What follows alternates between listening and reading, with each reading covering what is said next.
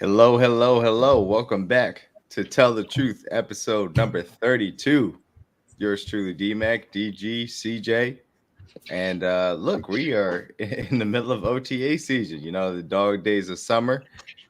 Boys got together in Kansas City for a little bit of practice, voluntary OTAs, of course. As I'm sure all Cincinnati Bengals fans will make sure to remind you next week or Voluntary, so. involuntary. Voluntary, just to, Voluntary. They don't gotta be there, bro. They If don't you want gotta to be win, there. It's if you want to voluntary, win, you bro. here. If you It's want to win, you voluntary, here. bro. You Tomorrow don't we gotta be there. want to win, you better be here. You want to Oh, win. yeah. I had to do a little light trolling. Little light trolling. Mhm. If you want to win, Of course, of course. Don't gotta Look, be we see we got Travis Kelsey, we got Patrick Mahomes, we got Chris Jones, which Sack Nation himself as the Chiefs posted today. Out there working in KC alongside all the rookies, the newcomers. And we'll do a little bit of an overview today of the offensive roster, just to look at post free agency, post draft, just to look at where everybody is at as far as offensive groupings are concerned. Next week we'll do the defensive groupings. We'll have different things going out the summer as we ramp up and get ready for training camp season. But yeah, happy to be here. Certainly. I'll just start out. I mean, look, as far as the OTAs are concerned, everybody's in shorts and stuff, so nothing too crazy. Right. Everybody was very happy to see Patrick Mahomes throwing the ball deep to Hollywood Brown, which is cool to see. We've gotten some clips of boys working out there. So anything as far as OTAs stayed out to you guys, I completely understand if nothing stood out, but I would be remiss if I didn't ask. no injuries. Knocking on wood as we speak. Yeah. No injury. That's all I care about. yeah. Staying injury free. I mean, there's not much to look at. Guys are in shorts and in shirts right now, playing 7-on-7. So Wiley good looks to, big. yeah, good to see that looks like there'll be an emphasis on bringing that explosion back into the offense again with the additions of Hollywood and Xavier Worthy. But yeah, nothing too mind blowing at this point. So We staying out of the news. That's what I want. No news is good yeah, news. so yeah, we've been on like 2 weeks, like 2-3 weeks and no news. We doing good right now. Let's make it So 4. Let's make all it right, 4. let's go a whole month. See Keep if it we can going, make man. I'm just so happy we made it out of No Memorial news. Day weekend with no news. That's No just a news. beautiful thing. 'Cause, God is great. God is boy, great. No look, we news. had some beautiful weather around KC. Oh, Thank yeah. God we made it out the weekend with no news. God is Right. great. Thank Clap it God. up. Clap it up. Clap it up for Jesus. Yes, No. thank goodness for that. We did have pizza time with Rasheed Rice. I posted earlier he's Hey, handing out Domino's, man. You some feel me? water and some pizza, hey, they got the helping good out. pizza too. Hey, Domino's, y'all want to sponsor us? You feel me? He We didn't, available. We he pass out didn't do pizza too. like You know what I I'm saying? see. Now me, I would have had the little Caesars out See, there. the little $10, the little joint. You know what I'm saying? The little extra pepperoni joints. You know what I'm saying? Mhm. But Get a good Domino's. You know he what I'm spent some saying? bread. Okay, proud of him You though. put some bread out there, try to give back, Feed the help out the community. community. Yeah, Gotta do Shout, something. shout out to Rasheed Rice for that as well. But yeah, so look, not much again overall for OTAs. No news is good news. Health, obviously, paramount amongst it, just to make sure that these guys are getting through the off season from that standpoint and making sure that they're healthy and getting their work in from that aspect as well. There were some observations of things getting worked on as far as that's concerned. Some order of who was leading off some groups. Nothing too crazy really to report on right now, as far as that is concerned. And look, yeah, Mo, look, this is something that we're going to be talking about a lot throughout the summer, because this is probably the biggest. No, I wouldn't say probably. This is the biggest positional battle that will happen throughout training camp, as this team determines which of its young tackles currently on the roster is going to be starting in that position from day one.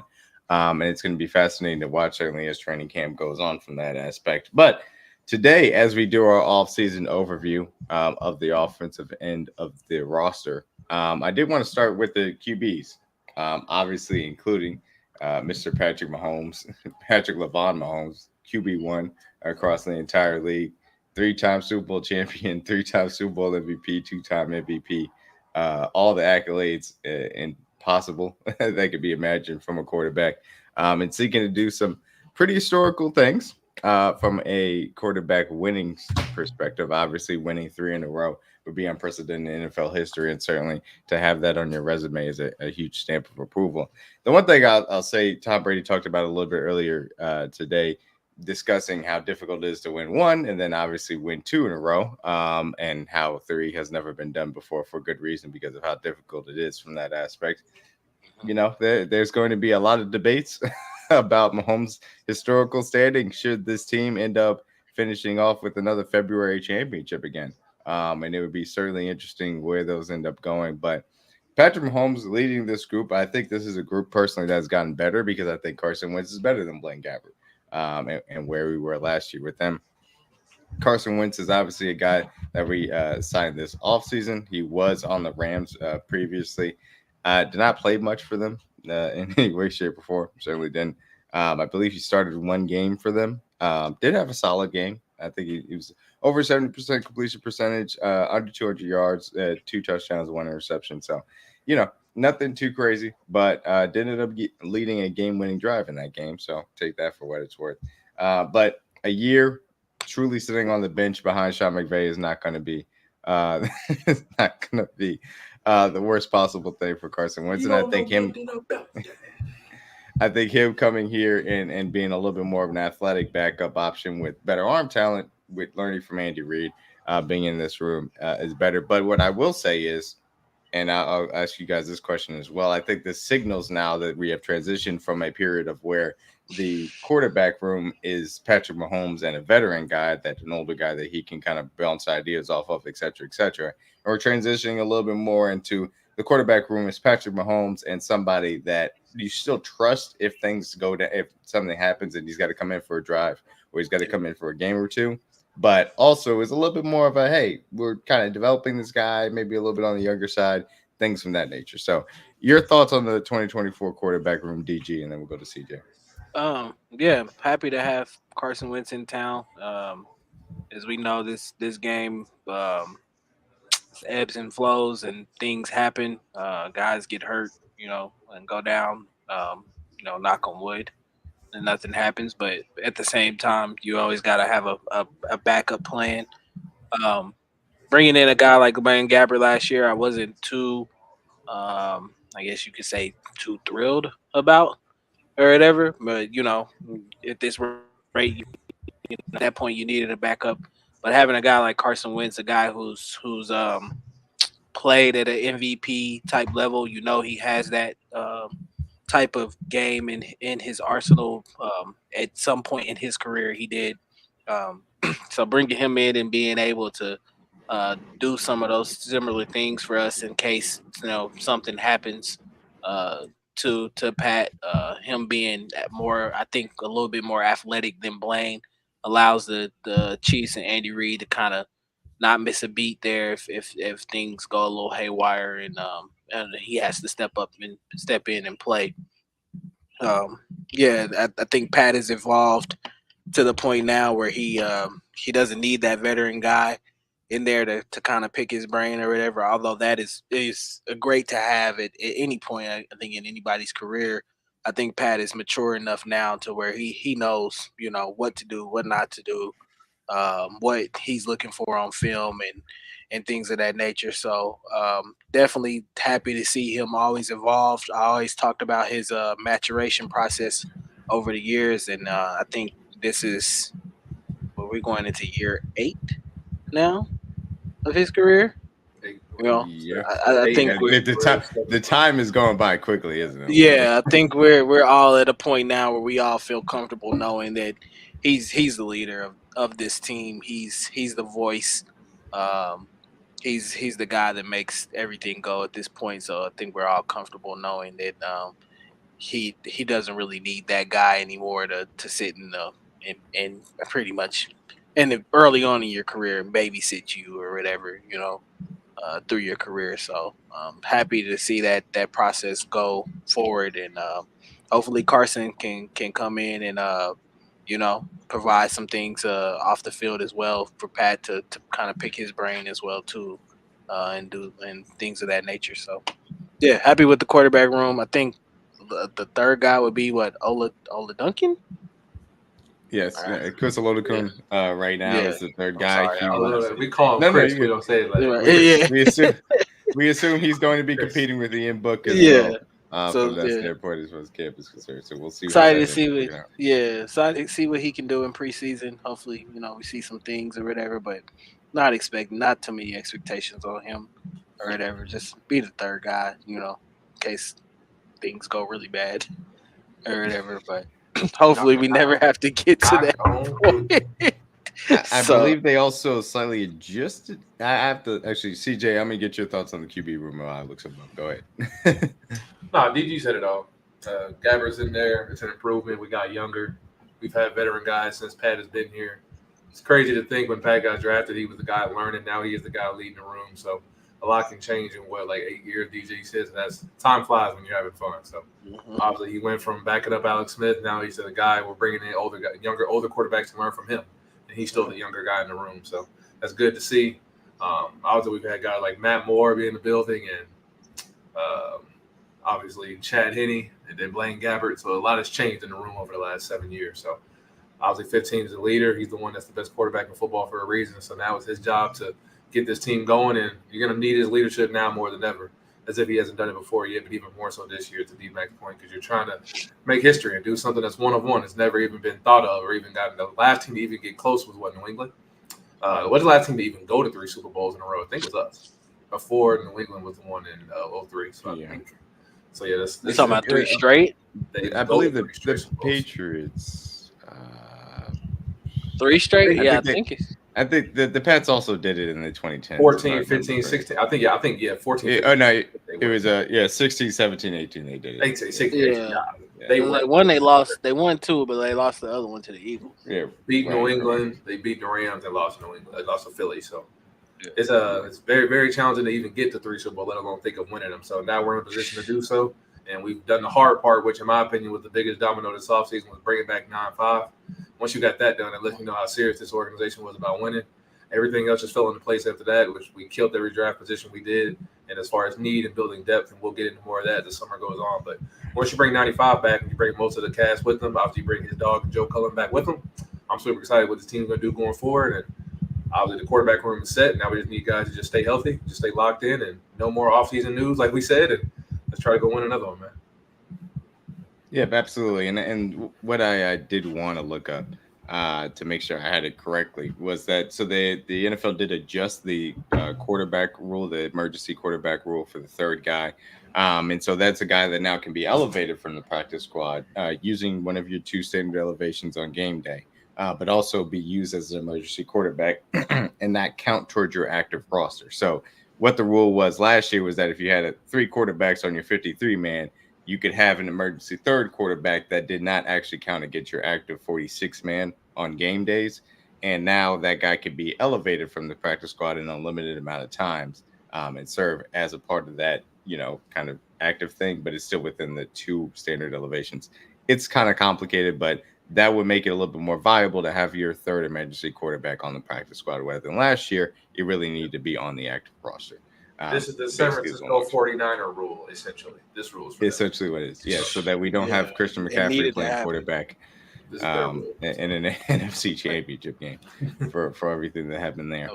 So yeah, that's pretty much it as far as quarterback is concerned. The one thing I will point out very quickly, if you take a gander, and again, it is wild that now we are saying that we're going into the 3rd year or 8th year, I should say, the 8th year of Patrick Mahomes. But if you do look at what he's kind of put together over, his 8-year career, obviously the stats are the stats, and honestly, stats don't even do it justice. But what I did want to point out was that, it's a little bit of a pattern here. He didn't start his first year, MVP, and then, still Pro Bowl, but, not a little bit of an off year there in 2019, which because he did get hurt, and obviously still won the Super Bowl.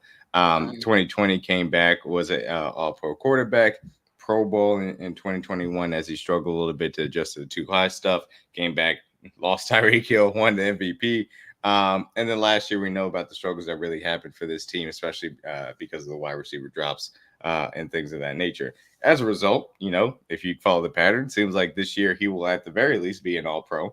and possibly won his third MVP as far as the regular season is concerned. So we'll see if that pattern ends up holding as well.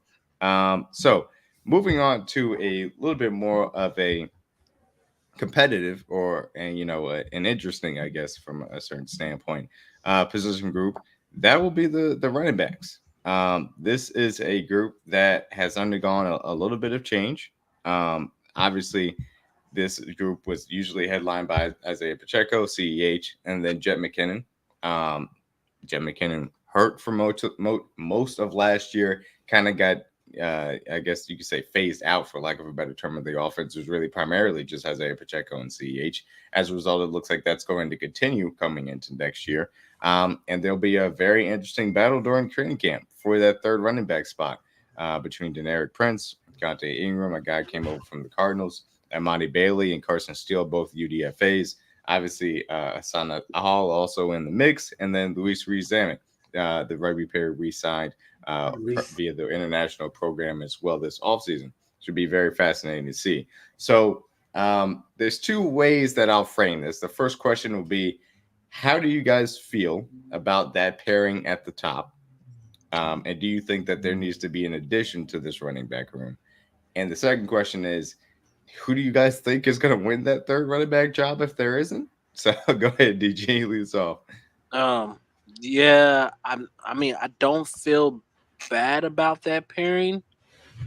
I wouldn't say I feel extremely great about it. Um, and that's more of on the side of just um, kind of what Clyde provides for you a little bit. Um, Last year, I think it worked a lot better just because having Jerry McKinnon, obviously, in the offense, you had that third down pass protection kind of back, the guy who's veteran, who knows what he's doing, knows his assignments, stuff like that. I feel like Isaiah has kind of been able to kind of pick up on some of those things as he's going into his third year here in the league, but I still feel um, a little shaky about him doing that maybe full time plus being the full workhorse back as well. So then you look at the backup as well, and Clyde is not a guy that I feel like is really a third down back as well either. Maybe as far as passing the ball or whatever in that aspect. But pass protection wise, I think there's a little bit something there that lacks for him. So getting one of these other guys and now having to rely on virtually probably a rookie or maybe a guy who's a post June 1 cut or something like that, or signing a guy in training camp to come in or whatever, you kind of have a question mark there as far as what the Chiefs' plan might be on third downs as well too throughout the season.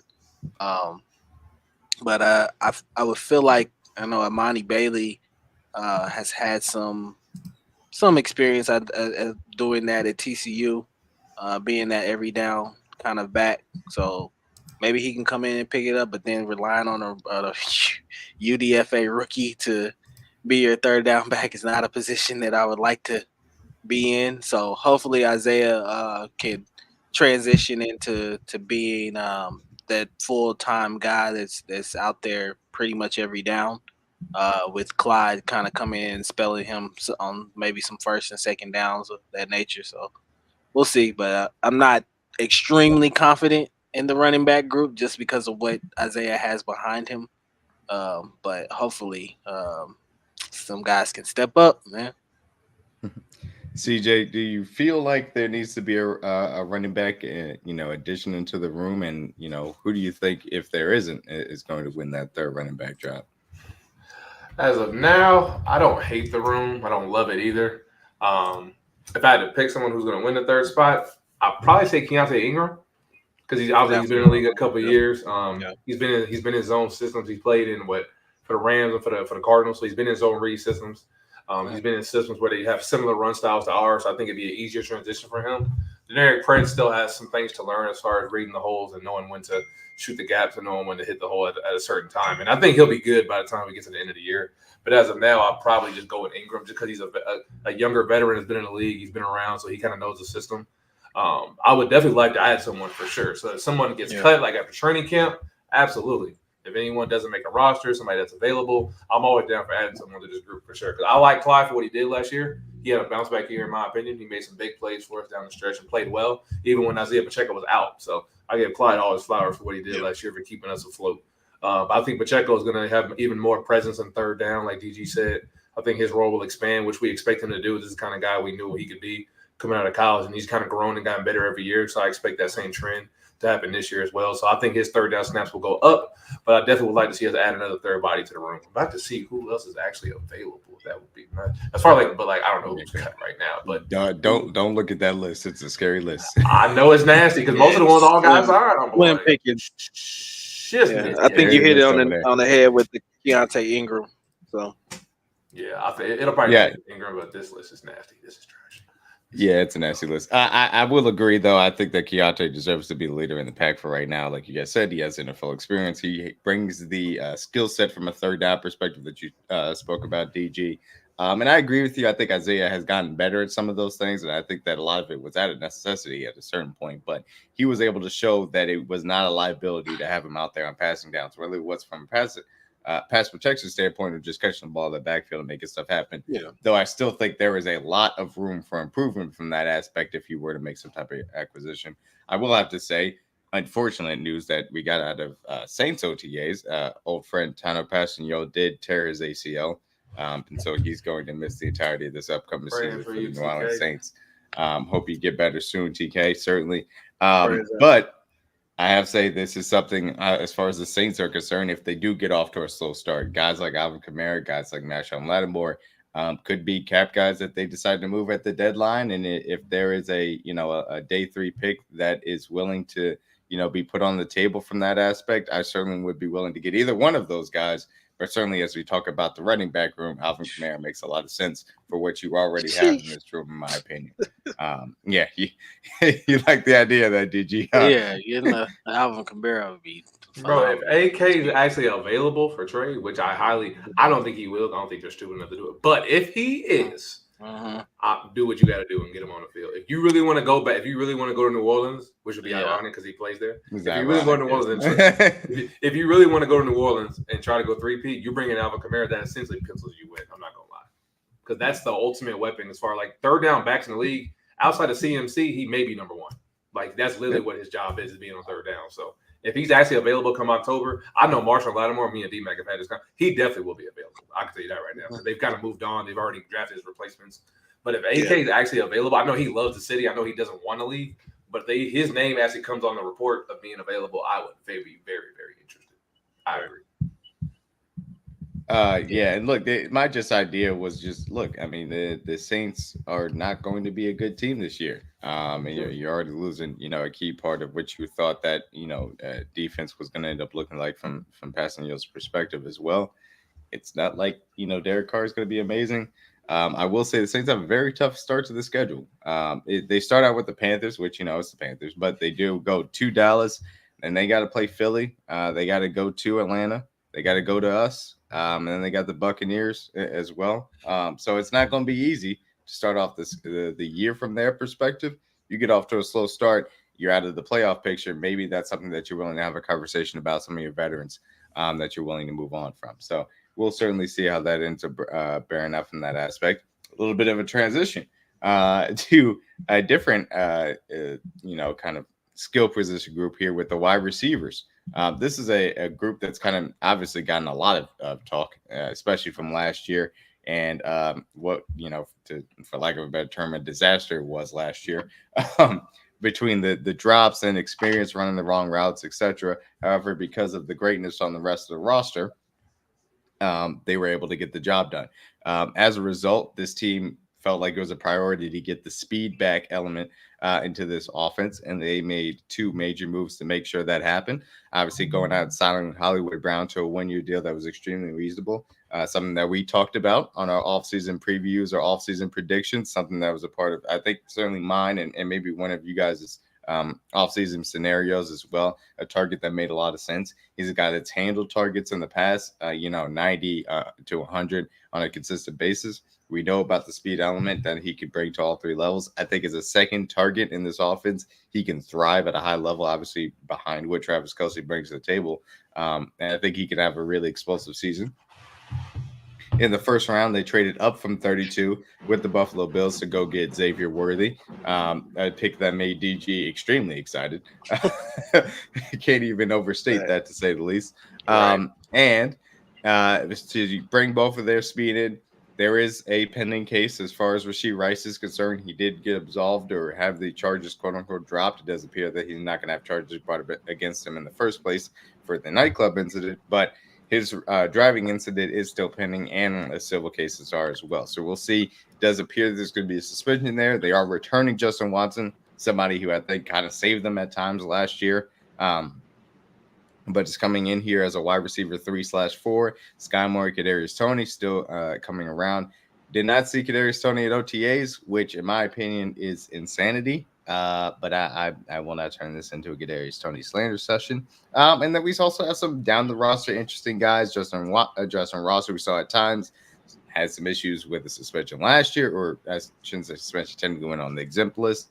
Cornell Power, guy's been on practice squad for a long time. Montrell Washington, a guy who gave us some return value. And in my opinion, the guy that's most interesting, also Nico Remigio, a guy that got hurt last year during training camp and was making some waves during some preseason games. Should be interesting to see how he competes for the back end of the roster. And also, be remiss if I didn't also mention Jern Hayek from Villanova. We had a very funny thing about us on Spaces and his name as it relates to who he actually is. But we did sign him, bring him up to the roster, so we'll see what ends up happening from that perspective. So, wide receiver. Obviously, I think we all can agree that it is improved. My question is more so, do you guys think that is improved enough? And do you guys think that we should add a veteran to this roster, to this team, aka like a guy like Michael Thomas, somebody that we expect to be a June 1st cut from the New Orleans Saints? CJ, I'll have you go ahead and lead us off for the wide receiver room. I don't hate Michael Thomas. Obviously, I get the fascination with everyone liking him because he's a veteran. He can come in and play right away. But honestly, you saw the move that this team made last year at the deadline. Who are the guys they brought in, DG? We brought in Mecole Hardman. He knows the offense. If they're going to bring somebody back, I think obviously it'll probably be a guy like him. If they decide to bring somebody back, which is not a guarantee, I honestly think they may just roll with the group they have because it's like as bad as the group was last year, this group is vastly better. We all agree. So if they need to hold it down for the 6 to 8, possibly 10 weeks that Rashee is gone, I'm not sure that obviously the fans are going to hate it if they roll out this group, but this group automatically is better when you add a guy like Xavier Worthy and then obviously Hollywood Brown. They're immediately better. So I would love for the team to bring a guy like Mecole back, even for all his inconsistencies and his flaws that he does have. He knows the offense. And that's the biggest thing I think as far as when you're bringing in new guys, especially in the middle of the season or late in the training camp, do I have to teach you anything? Mecole doesn't have to learn a dang thing when he steps into the Algie St. Joe. You could put him in a helmet, put him in pads, tell him what route it is, tell him what combination, he'll go out there and do it because he's been in the system for the last 5 years. So there's really nothing you could tell Mecole that he hasn't learned. So if we're going to bring in a guy, I think he's the best one to do because his role is going to be very minimal if I'm bringing you in anyway. I'm not bringing in a receiver to be another major impact on this group because I have those two guys already with X and Hollywood. So I love the group we have now. It's immediately better. I think now that Nico Remigio could take a big step this year. Justin's going to do his thing like D-Mac said. He's going to come in and make big-time plays down the field. Obviously, I think this group, those 4 to 5, and then obviously whichever one they decide to put out there for reps between Sky and KT, I think it's going to be Sky just based off, I think, more comfortability what they have with him. But either one of those guys that they put out there behind obviously X and Hollywood, I'm fine with because I trust Justin to make big plays, and I think Nico's a guy that can step up given the opportunity. He can make plays as well. And this is only going to be for the first, hopefully, God willing, 8 weeks, and then we get number 4 back. So I'm not really tripping on the group, honestly. It's immediately better from what I'm saying. And the tight end group is so much better as well when you add in a guy like Wiley, who's another weapon for this offense. So I'm not as pressed as bringing another receiver, honestly, fellas. If we did, I think it'd be Mecole, but I'm not really saying we have to do one. I'm cool with what we have now. Just roll with it for 8 weeks, 10 weeks, and make it do what it do. Because this positional group of Trav, Wiley, and Noah, X, and Hollywood is 10 times better than what we had last year. So I'm immediately fine with that. If we have to roll with that for 8 weeks, then so be it. Yeah, I definitely think the group has improved. as far as what the Chiefs are wanting to get back to doing, and that's being explosive. Something that they've lacked over the last couple years of having to kind of just methodically move the ball down the field. Now I think they can go back to maybe scoring in some of those 2 or 3 play drives again, like they've been, and putting some fear into some teams, especially with getting the speed of Hollywood Brown and adding Xavier Worthy as well too. I was on the side of them bringing in a veteran. I still felt like they kind of needed a veteran guy, just because of some of it is a younger group this year, especially with having the addition of Hollywood. I know he's a veteran. He's been in this league for a little bit, but I still feel like they needed that guy that had kind of been in the league for a little bit that they could bounce ideas off of and kind of be reliable and knows his job, and things of that nature. But at this point, we've seen that list is kind of dwindling down. I wouldn't mind them taking a flyer on a guy like Michael Thomas if that's what they felt like was necessary. But at this point, I think that I'm with CJ. I think they're gonna kind of roll with what they got, and be comfortable with that. Especially with having the speed that they have back now. You probably will see them, early on if with the Rashee Rice suspension, if it comes being a little bit more run heavy in those first couple of weeks, and then when they finally get Rashee back, implementing a lot more down the field type passing. But yeah, I'm cool with what they have right now. I think that they can still win ball games. I think they can still put some fear into some teams with their speed. I kind of really interested in this group going into training camp because I think there might be a surprise cut by one of these guys. I think a guy like Sky Moore, Kadarius Toney, Justin Ross, Remigio, one of those guys. All 4 of those guys are probably gonna be fighting for a position. All you need is one. All you need is Yeah, one. we really know that who's kind of probably gonna make the team. Justin Watson is probably gonna be here. Xavier Worthy, Hollywood Brown. So one of those guys, I feel like is gonna have to step up, especially with something really in training camp. Um, my personal feelings, I think Kadarius Toney might be a candidate for a surprise cut, although the Chiefs have shown otherwise that they're really interested in keeping him and staying loyal to him or whatever. I just feel like missing the OTAs might rub some staff the wrong way a little bit, but we'll It see. better. I hope it does. Yeah, I know if I was Andy Reid, it kind of rubbed me a little bit the wrong way, you know. But we'll see, man, what happens. But this is a very intriguing group going into this year. Definitely love what we have. Definitely excited to see them go out and be able to throw the ball down the field again. So, yeah, that's my take and thoughts on the receiving room. Oh yeah. Look, I think the reality of the situation is I agree with your assessment, DG, that one of those guys is just going to be cut because you look at the numbers. I mean, they're not keeping 7 wide receivers, so it's going to be 6, and you assume that it's going to be a suspension for Rashee Rice. So you could say that, all right, so it's technically, I guess, quote unquote, 7 of these guys. So I think it's going to be Xavier, Hollywood. I think Sky Watson are probably also safe. Sky because he has a 2-year contract. Watson because we've seen the production that he had. And so if it's Kadarius Toney, I understand if it's Kadarius Toney, and you bring in a Michael Thomas to be a little bit of a guy that can give you a little bit the middle of the field things that you saw from Rashee Rice early on as well. If it's not, if you don't cut Kadarius Toney, then he's probably a 5th, and then Justin Ross is fighting for that. I don't think Justin Ross has an inside track because of the special teams element. I think that would give you a guy like Nico Remigio or Montrell Washington a little bit more of an inside track. Hayek as well. He's a guy that does do special teams from that perspective. So to me, that's where it kind of gets into a numbers crunch, and I'm concerned for Justin Ross specifically having a chance to make this roster. He has to come out and show out in August, in my opinion. Yeah.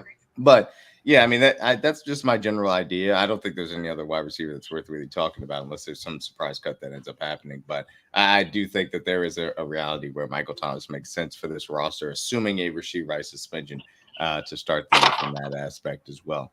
But yeah, so that's the way the wide receivers break down. But I certainly think that this is a much improved room. I will also go out on a limb. You know, we'll do bold predictions and everything later on. But I do think that Hollywood's going to have 1,000-yard season. I think Xavier Worthy can be a 700 plus yard wide receiver as a rookie. I do think those guys are going to have very good years as a new acquisitions to this room. And we need it. We needed to stretch the field because we had no way to access the third level of the field. MVS, God bless his heart, in Buffalo now, was not able to do that last year, taking a step back. But shout out to in playoff MVS because he did enough during the postseason to get the job done. Thank you for that. So, yes, thank you for that, MVS. So, yes, moving on, we're going to get in a little bit very quickly to the tight end room, which I think is very interesting in some respects from this aspect of you're talking about a room that is large. No, it's the same at the top. It's the same at the top from the aspect of you're starting obviously with Travis Kelce and Noah Gray. Penciled in as tight end 2 for right now. But they did have two interesting acquisitions, two acquisitions that vastly improve over Blake Bell, in my opinion. And Irv Smith Jr. signed, who was with Cincinnati last year, never really got a complete footing as really making an impact there, but a guy that does have athleticism. And Jared Wiley out of TCU, a guy that, in my opinion, is a big body, but a good athlete, a seam runner, a guy that has the ability to kind of do some more traditional tight end things. I think he needs to work on his blocking, but I don't think it's too much of a deficiency. Things that can get him on the field immediately and possibly have him have a red zone element to his game, a la Jody Fortson, that we expected hopefully Justin Ross to kind of step into last year, but he wasn't able to. So from that perspective, I think we all agree that this tight end room is obviously better. How much expectations are you talking about when it comes to Jared Wiley? Do you think that he is going to move his way into tight end 2 territory this year? What are your thoughts as far as the tight end room is behind Travis Kelce, who we assume is going to have a better season than he did last year from the aspect of hopefully he won't have his knee bent the wrong way before even game 1 starts and kind of be behind the 8 ball from that aspect. He can get back to his 1,000-yard receiver raise as well. DG, go ahead. Yeah, I think well, obviously, I think the tight end room this year is obviously a lot more well-rounded as far as receiving wise. Bringing in a guy like Irv Smith Jr. and then adding a Jared Wiley to the mix as well, just kind of gives them a little bit more weapons, especially over the middle of that field. I expect Noah Gray to kind of take a step up, kind of take over that role that Blake Bell, as far as the blocking aspect or whatever, and being out there on some of those aspects of those plays. But yeah, I think this group can really help you out a lot, especially with some of the questions that you have at receiver, especially when you get down to the red zone area. You got a lot of guys now that can create some big mismatch problems for a lot of defenses, especially with the size that they have. I think Jared Wiley has the potential to, grow into that tight end 2 role as the season goes on, but I don't want to put too many expectations on him just as yet. Just being a rookie, kind of want him to come in, learn the game at this speed. Pick Travis's brain, see the way he does things, the way he operates and goes about his business. Hopefully that's the only expectation I have of Jared Wiley at this point. But as we know, Andy Reid's a creative genius, creative offensive genius. So I'm sure he's got some tricks up his sleeve for what he wants to do with Jared Wiley, especially with that size.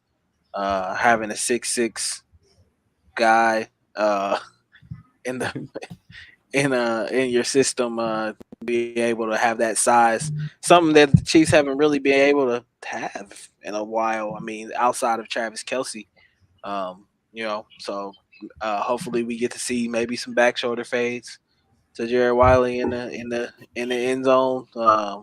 And use that size to kind of box some people out.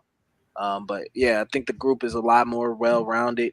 And hopefully they go out there and have a successful season. But yeah, don't have too many expectations for Jared Wiley at this point. But just learn, man. Just learn, big fella. At this point. Our resident tight end expert, CJ, how do you feel about this room? Vastly improved from last year, 10 times better. Blake Bell, I love you, baby, but you was not built to be tight end 3. I respect you. Shout out to the Belldozer. You always a legend for me. But I'm super excited about Andrew Wiley, off all the reasons that DG said. Big body, 6'7", he can run. Obviously, when you think of in the red zone, think of height, you think of range, you think of catch radius. He's like a Travis Kelce clone in that area aspect. Obviously, his route running and yards after catch is not nearly on the level of Travis. Travis is a Hall of Famer in that regard. But when you get into our 13 personnel, obviously we led the league in yards per play, led the yard in touchdowns in the red zone, led the league in efficiency in the red zone 2 years ago when we had our 13 personnel. So I'm super excited to get that group back. Obviously, when we had Jody Fortson, Wiley comes into this moment now, can step into that role. So obviously, when we get into anywhere inside the green zone, inside the 30, then inside the 20 for the red zone, this offense can be back to being super efficient and not kicking as many field goals. We're going to keep Bucker on the sideline outside of PATs. So I want to obviously get back to what we did 2 years ago. So I think this offense can definitely be explosive in that regard. And I think Wiley's role will grow as the year goes on, like DG said. It may not be as big as it needs to be in the beginning, mainly because we have our 2 explosive receivers in Hollywood and X to lean on. But once we get to like the halfway point, he's got his feet settled into the offense. He's been more conditioned and more groomed to get ready for know exactly how many snaps he's going to get, what his role is going to be mentally and physically. I can see like after October him starting to get an uptick in snaps, his yardage and his targets start to go up, especially like we said more so in the green zone than the red zone, just because that catch rate is you can't teach 6'7". So he's a big kid, he can run.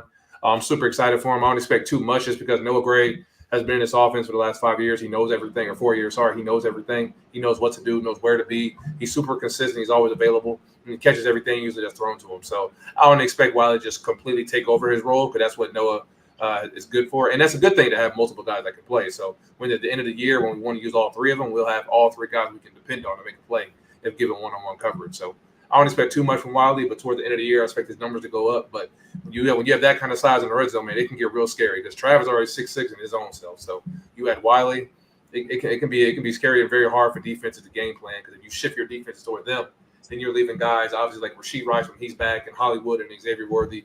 Giving those guys one-on-one coverage is probably the last thing you want to do. So, and if you are going to leave Wiley or Trav one-on-one, we know that how that story is going to end. So, I'm super excited to watch the tight end group. I'm going to be locked into them every time I'm up in St. Joe for training camp. But that group will be vastly, in my opinion, I think it's the best tight end group in the league. I think when you bring in a guy like Wiley, that's how good they are. There's been some other good groups in the league, but that's how highly I think of Wiley, and I think how good he can be. And that's when you put him next to a guy like Kelce, I think it's only going to make him better. And I think Noah Gray is one of the more underrated guys in the league. He just doesn't get the targets that he deserves, and rightfully so when you're playing behind a Hall of Famer. So I think all 3 of those guys together, this can be the best tight end group that Pat's had in his tenure in Kansas City for sure. No issues with that assessment at all. I think that's a very good thing to say. Hey, I think this absolutely can be the best tight end room in the league. You're starting out with the best tight end in the league, and behind that, I'd be very hard pressed to find three or another team that can go 3 deep the way these guys can.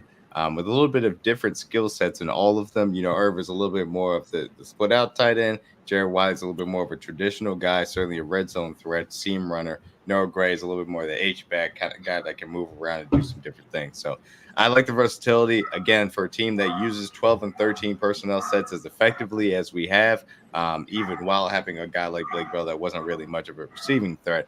I think that's an important improvement from that aspect in this room. And look, I think that all 4 of these guys probably should make the roster. I think that'll be a good way to continue to allow those 12 and 13 personnel sets to be effective, and for Andy Reid and company to be creative from that aspect as well. So hopefully these guys can stay healthy and we can see them used to their fullest extent. As we move on into the trenches, we'll start here with the interior of the offensive line. Not much has changed from the starting standpoint. Still expect Creed Humphrey, obviously all-pro center, Trey Smith to be right next to him, his teammate, or I should say his draft classmate from that aspect. Both of those guys, question marks about contract extensions. Both of those guys slated to be free agents at the end of this year. It'll be fascinating to see as we get into camp what may happen from that aspect. Joe Thuney recovering from his torn pec. Expect that he'll be on track to be ready for the start of training camp and into the season. All pro left guard, in my opinion, the best left guard in the game, pound for pound. Excellent pass blocker. Obviously, we know what he brings in the run game as well. Behind him, that's where it's a little bit interesting. Nick Allegretti has moved on to the Commanders. Got a bag from them to be a starting guy on their offensive line, protecting Jaden Daniels. He, of course, admirably stood in for Joe Thuney, both against the Ravens and the San Francisco 49ers in the Super Bowl. Shout out to Nick Allegretti, a guy that's a multiple-time champion here in Kansas City. And now there are some candidates to take over his versatile interior offensive line role. Mike Caliendo is a returning veteran from that aspect. Hunter Horzad, a Penn State offensive lineman that we took in the fifth round, my apologies. And he, brings a lot of versatility. He's a guy that started off at tackle, playing in the Ivy League, and then moved to Penn State, played at guard, played at center. He has the versatility to play in the interior offensive line. I'll be interested to see how Andy Heck develops him. And then C.J. Hansen from Holy Cross, a really good athlete, a guy that we brought in the 7th round pick as well. We'll see what ends up happening for him. And so the interior offensive line isn't really much of a question mark. Is there anything from you guys' perspective that stands out? And how much do you guys feel about the depth after losing Nick Allegretti, but bringing in Norzad and C.J. Hansen and returning Mike Caliendo? Yeah, I think Vish did a great job as far as being able to replace what you're kind of gonna miss in Allegretti. But yeah, I don't have too many question marks for the interior of this line. They've been one of the best parts of this offense for last couple years or whatever. I guess going into training camp, it is kind of intriguing to see which guy will get paid. I lean more towards the Creed Humphrey signing happening over Trey Smith, just what we've seen from guards kind of getting paid in these last couple years. I don't know if that's something the Chiefs are going to be willing to do to offer that kind of money to a guy like Trey Smith, but definitely offering that money to an all-pro guy, especially a guy that is pretty much Patrick Mahomes' right-hand guy, and having Creed Humphrey in front of him. So it's intriguing going into that, seeing what they're going to be able to do with some of that cap space money that they have already, and signing him. But yeah, not too many question marks for them. Love the depth. I think kind of want to see. I think it's Hunter Norzad in training camp. Kind of want to see what he can bring.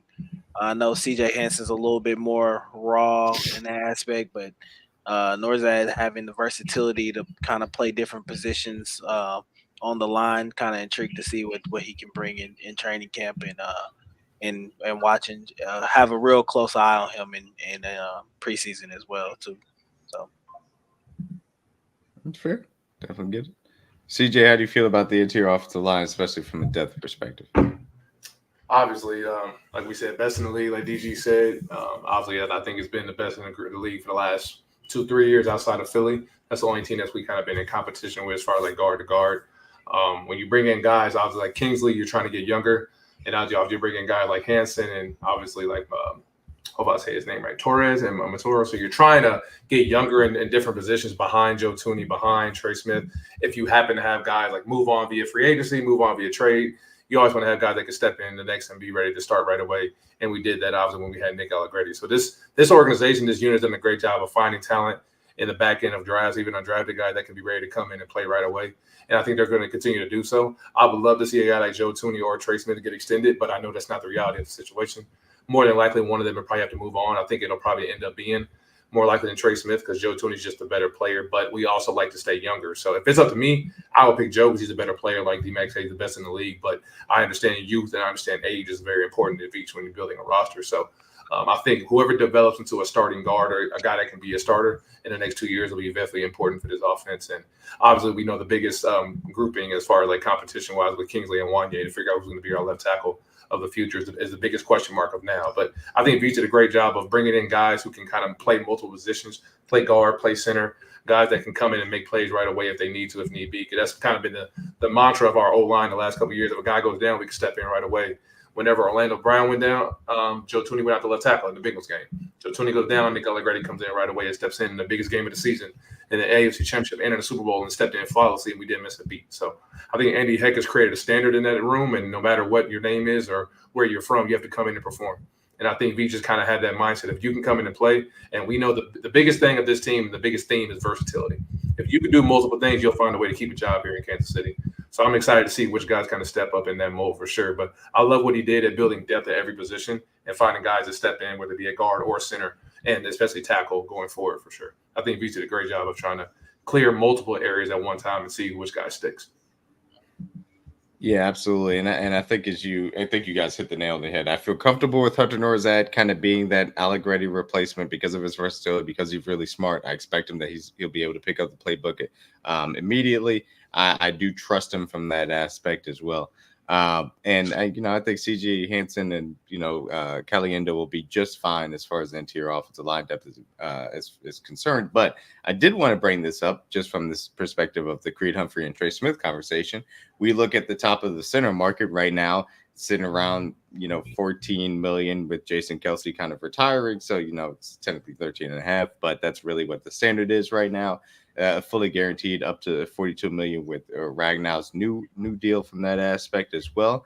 As kind of juxtaposed from this aspect to the right guard market, and this doesn't include left guards from that aspect, which would be Joe Tooney at the top of the market. But Chris Lindstrom, 21.5 essentially. Robert Hunt got that $20 million mark. We know Zach Barnes is up there at 18. The guarantee is getting up to $63 million from that aspect. From that standpoint alone, when you're talking about paying a little bit more of an elite player in Creed Humphrey, who's an all-pro caliber player, compared to Trey Smith, who's maybe a Pro Bowl caliber player, and a guy that has really good synergy with Patrick Mahomes. Obviously, we saw the snap issues. From everything that we've heard inside of Chiefs, the Chiefs building, it was simply an injury thing that they feel like they'll be comfortable with moving forward. We'll certainly see if that holds true for this season. But I think that Creed Humphrey is the easy answer for the guy that would be extended from this aspect. And it may be Trey Smith moving off on that point. But that's why you go out and draft a Hunter Norzad and a CJ Hansen that will allow you to move those guys up into, a starting spot from that aspect. If you don't automatically, go out and get somebody instead. And that's not to say Trey Smith for sure is moving on, but you expect probably one of those guys will end up being replaced from that aspect. So I'm not concerned about where currently the interior offensive line is. And I think that the Creed Humphrey extension before training camp certainly would make a lot of sense as well as we get into the summer. So the last and final position, as far as the offense is concerned, that needs to be discussed, and I think it's obviously possibly the most intriguing one on the offense, as we talk about the offensive tackles. A little bit of a rundown. Obviously, the starting right tackle, pretty much locked and loaded, will be Jawaan Taylor, a guy we brought up from Jacksonville last year. Had an up and down start to his career in Kansas City because not start to his career, but start to his tenure in Kansas City because of the whole ref thing that ended up going on and a lot of things that that didn't make any sense to me. That I felt like Jawaan Taylor was unfairly targeted, but he recovered basically from week 12 on. He played very well down the stretch, in my personal opinion, and kind of the way that things were observed. Cut down on the pressures allowed, cut down on the penalties, was able to settle into his game. I think with another off season of working on things, adjusting accordingly, he will be just fine. I think he can get back to kind of being not necessarily all pro level tackle, but a Pro Bowl level tackle that he kind of was his last year in Jacksonville.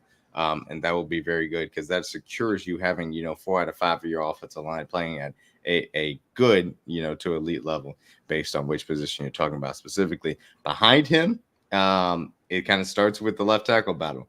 Wanya Morris, a guy that came in, had an up and down few games in relief of Donovan Smith, who was hurt at a certain point in the middle of last season. He obviously a 3rd round pick, and we'll see what ends up happening with him in training camp. Kingsley Suamataia, 2nd round pick out of BYU, a guy with extreme athleticism, great feet, does need work from a technical standpoint, a little bit from his leverage as well. I'll be fascinated to see that matchup. Everybody's going to be watching that training camp battle as well. Chu Godric, as a part of the international player program, He got that designation this year moving forward, so he won't technically account to the practice squad or the active 90 man as far as training camp is concerned. We'll continue to see his development. I actually thought that he did not look lost during some preseason games last year. And Lucas Niang, third round pick all the way back from 2020, he did take a COVID year, so things are delayed from that aspect, but he is going to the last year of his contract, so it'll be fascinating to see if he factors into anything really other than depth or simply just makes the roster, because there are some interesting battles that could occur from that aspect as well. So tackle, I mean, obviously I could just ask you guys for your prediction, but I won't do that because we're going to have something special for you guys as far as the tackle battle is concerned coming up later on in the offseason. Please do be on the lookout for that. It'd be a lot of fun to do that. But what I want to ask is really, regardless of where it stands today, do you guys feel like they need to bring back Donovan Smith into this room for you to feel comfortable going into training camp? I'll start with you, CJ. I wouldn't hate it, but I would understand if they didn't do it. So if I'm cool either way. If they decide to bring him back, I understand. Maybe they haven't seen Wanya progress as much as they would like to. And if they don't bring Donovan Smith, that means they're very comfortable. I think that's kind of the basis of what they see. If what the offseason work that Wanya's put in, the way his body looks, the way he's trained, the way he's mentally in tune with the offense, the way he's looked in OTAs, even though it's in shorts and obviously not in pads, whatever they see from Wanya going into training camp will tell me everything. Because if they're comfortable with what he's done, then obviously we're comfortable with him being a starter, which I would project is what's going to happen. And then Kingsley will kind of take that backup role. But if they don't like what Wanya's done this offseason and he's not where they want him to be, I could easily see them making that call and bringing Donovan Smith back for one more ride this year. So I think what we see Wanya do going into training camp, what he's done over the whole offseason, will tell us everything we need to know for sure. Yeah. I'm probably in the group that I don't think they really need to bring back a Donovan Smith. I mean, I wouldn't be mad if they did it, but I just think at some point you got to play one of these guys out there. So, you're going to have to go, whether it be Wanye or Kingsley, both of them are young. You're going to have to go through growing pains, either regardless of who you play at that position. So I think it's best to just let them go ahead and get the reps that they need at this point. Having a guy like Donovan Smith kind of halters that for a little bit if you bring him in. I'm comfortable right now with them rolling either one of those guys out there and just letting them kind of immerse themselves into the game and just kind of rolling with the punches at this point in time. So I hope it's Kingsley. Whoever pick is good with, I'm good with. Yeah. And look, I think that everybody generally can agree that it would be great if it was Kingsley, but you want him to actually win the battle and not just win it by default because just isn't playing all that well. But yeah, I mean, I generally do agree with you. Look, Donovan Smith being back for the floor makes a lot of sense, but I don't think you're going to get a better circumstance to go out there and just roll with either one of these guys. You have an elite offensive guard in Joe Thuney. You have three other guys next to Joe Thuney that you feel comfortable with at center, guard, and tackle. I think that you're going to get, above average to great play out of all four of those guys. You can afford to have a lesser guy here, especially as we know Andy Reid can scheme around it. We know Patrick Mahomes is excellent about making his tackles better. I think all of those things are very realistic scenarios that make it okay to have a young player at this position. If you need more work with Kingsley, completely understandable. I think Wanye will have gotten better from where he was last year, and then you start him and play him, and I think he can give you Donovan Smith level play, which with the other four guys is going to make for a great offensive line, in my opinion. And we know what he can move in the run game. And if it's not Wanye and Kingsley ends up being the guy at left tackle, great. Allow Wanye to continue to be working as the swing tackle. And if you want to get him more work inside, that's perfectly understandable as well. There's some aspects that could be useful from that standpoint moving forward that we just talked about, possibly a Trey Smith replacement. I agree with you guys. I'd say I agree with DG. I think it is time to start one of these guys. You got to start them. Got to get younger. because this can give you an advantage from a team building perspective if you solidify your long-term starter from that aspect as well. And and also I think there's an aspect of if Donovan Smith was going to be brought back, I think it probably would have happened by now. Maybe not. And Mhm. these guys don't like OTAs. He's a veteran. These things happen. But now I do think that he would be back by now if it were to. So that's the offensive overview. We're going to do the exact same thing with the defense next week, and it's a little bit of flux in the defense, a little bit more changes from that aspect. So it'll be interesting to dig into. But largely speaking, I think we all kind of agree that we feel better about this offense than when it was last year, or where at least where it ended last year, because of the wide receiver improvements and the ways in which this team can get better. Because it was a slog at times last year, to say the very least. All that being said, I don't think a lot of veterans don't like training camp. We learned Yeah, that I about don't think there's a we veteran that loves training camp, we learned that about especially Andy Travis. Reid's training camp. Yeah, no, we learned that Some about of Travis Kelce try trying to punch hard. everybody. We Yeah, learned that about Get Travis off. Kelce trying to punch everybody out last year, Mickey- and John Ross Mickey- retiring. Mickey- Get off. Get off. John Ross being back in the Eagles camp now. So no doubt about that. But Hey, yes, John, look, he's still getting a check, bro. Shout out to John Ross, bro. I don't know how he doing this. How is he can't keep getting away with this. How is he doing this? Oh, keep God. getting them checks, baby. Keep getting them Hey, checks. keep collecting them, baby. Stack that money. need that brother as Absolutely. my agent. Oh, God. Whoever his agent is a genius. Right. Talking that good talk.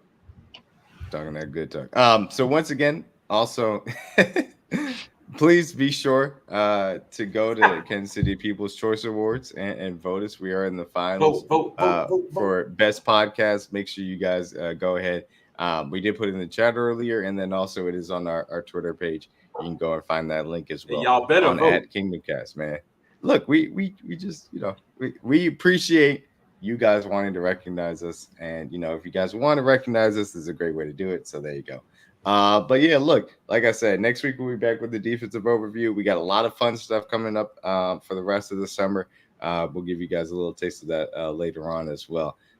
Anything else before we go ahead and get on out of here, DG or CJ? Man, make sure y'all go vote. And Vote. For sure. Looking forward to it, dog.